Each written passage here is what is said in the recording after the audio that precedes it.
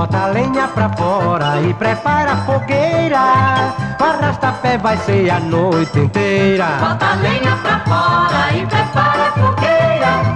O arrasta-pé vai ser a noite inteira. Chama um menino e explica o endereço pra chamar Titi Antônia para vir rezar o terço. Chegou Chico Caroço com a turma da pandinha e o negócio começa depois da ladainha. Santo Antônio disse, São Pedro confirmou, você vai ser minha comadre que São João mandou.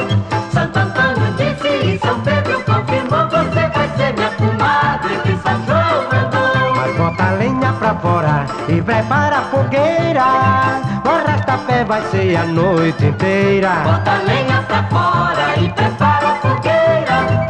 O arrasta-pé vai ser a noite inteira. Chama um menino e explica o endereço pra chamar Titi Antônia para vir rezar o terço. Chegou Chico Caroço com a turma da bandinha e o negócio começa depois da ladainha. Santo Antônio disse, São Pedro confirmou, você vai ser minha comadre que São João mandou.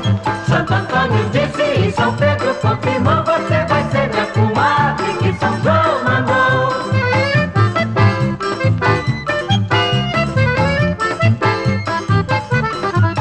Bota a lenha pra fora e prepara a fogueira. O arrasta-pé vai ser a noite inteira. Bota a lenha pra fora e prepara a fogueira.